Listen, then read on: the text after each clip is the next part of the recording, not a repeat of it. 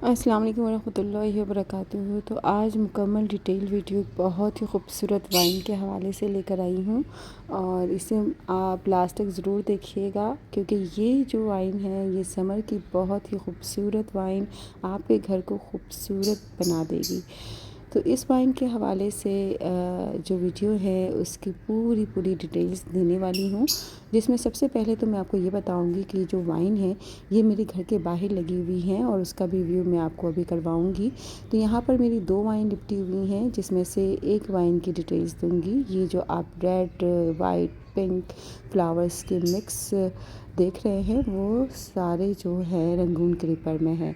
जी हाँ, ये वही रंगून क्रीपर है जो हर घर में मौजूद होती है, लेकिन जो मेरे पास रंगून क्रीपर है आप इसे देख सकते हैं। इसके फ्लावर्स को देखिए, ये डबल पेटल्स जो होते हैं ना वो रंगून क्रीपर हैं।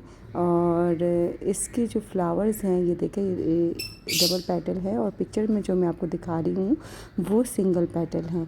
तो ये थोड़ी रेयर वैरायटी है थी, मतलब पहले रेयर वैरायटी थी जब ये मेरे पास नई आई थी, और बाद में फिर ये आम हो गई क्योंकि फिर लोगों ने इसे अपने घरों में लगाना स्टार्ट किया, ग्रो करना स्टार्ट किया, तो फिर ये थोड़ी आम हो गई।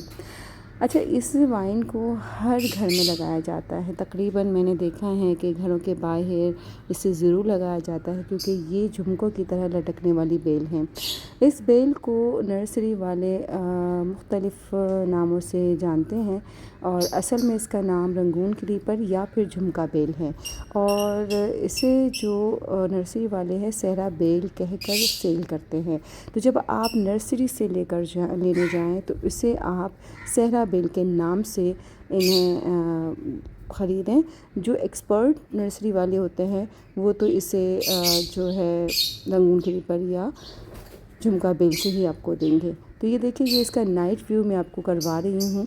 नाइट व्यू इसका बहुत ही खूबसूरत होता है और आप यकीन करें इसकी खुशबू इतनी प्यारी पूरे मेरे घर के अंदर आती हैं, और साथ ही जैसे ही हम गली में एंटर होते हैं तो इसकी खुशबू से हमारा वेलकम होता है। आइए बाहर का व्यू करवाती हूँ मैं आपको। ये बाहर का व्यू है और देखिए ये मेरे बाहर क्यारी में लगी हुई खूबसूरत ये बेल कहाँ तक पहुँच चुकी है। तो ये जो बेल है बहुत ही लो मेंटेनेंस है। अगर हम इसे ज़मीन में लगाते हैं तो ये इस तरह से कई फीट ऊपर चली जाती हैं और ये मेरे सेकंड फ्लोर तक जो है वो पहुंच चुकी हैं। इसके खूबसूरत फ्लावर देखें कितने खूबसूरत दिख रहे हैं, झुमकों की तरह नीचे लटकते हुए। साथ ही एलोमेंडा वाइन आप देख रहे हैं जो अपनी खूबसूरती क्रिएट कर रहा है। ऊपर मैंने एक ट्रेलिस तैयार किया है जो मैंने आपसे शेयर भी किया है। वहाँ तक मुझे इसे फैलाने का आगे जो है प्लान है और इंशाल्लाह मैं वो करूँगी और आपसे शेयर भी करूँगी जब वो पूरी मेरी ट्रेलिस पर भी फैल जाएगी।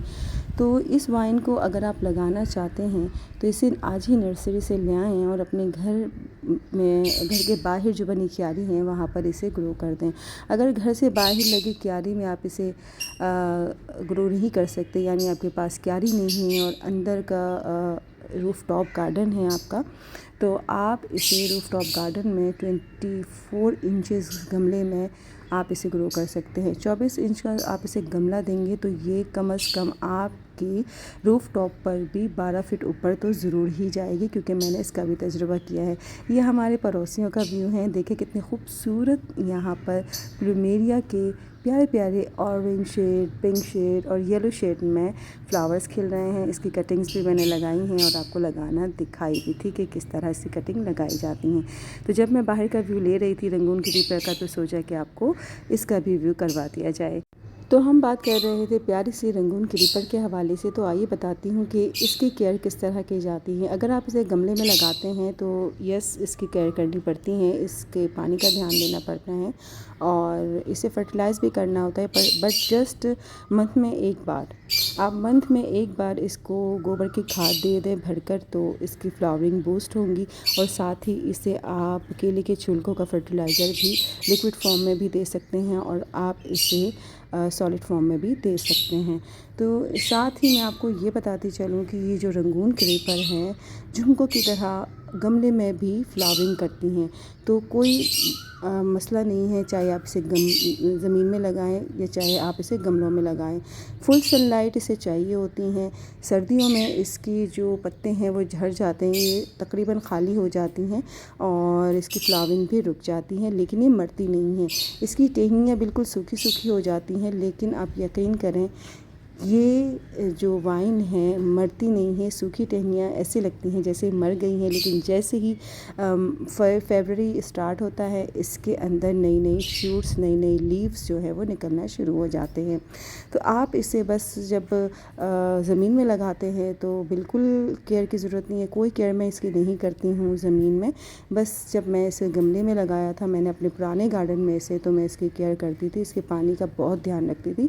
तो जब ये गमले में है तो इसके पानी का बहुत ज़्यादा ध्यान रखना है और साथ में इसको हर मंथ के आखिर में इसे फर्टिलाइज़ भी करना है और फुल सनलाइट इसे देनी है, तभी आपको इतने खूबसूरत फ्लावर्स जो है इसमें मिलेंगे। तो आप ले आइए इस खूबसूरत वाइन को और सजा लीजिए अपने घर के बाहर या फिर अपने घर के अंदर। मेरी बालकनी का जो व्यू है अंदर से बहुत ही खूबसूरत दिखता है और जैसे ही हम रूम से बाहर आते हैं खूबसूरत व्यू हमें देखने को मिलता है। अच्छा, ये कटिंग से ग्रो भी करती हूँ मैं और आप यकीन करें मैंने जब भी सॉइल में ग्रो किया है मुझे नाकामी मिली है और मैं इसे ग्रो करती हूँ पानी में बॉटल के अंदर 2 होल करने के बाद ऊपर की तरफ से 2 होल करती हूँ। इसमें आधा जो बॉटल है वो पानी से भरती हूँ और उसके अंदर इसकी कटिंग डाल देती हूँ तो ये ग्रो हो जाती हैं। तो उम्मीद करती हूँ कि आपको मेरी ये खूबसूरत सी वाइन और मुकम्मल इंफॉर्मेटिव वीडियो पसंद आई होगी।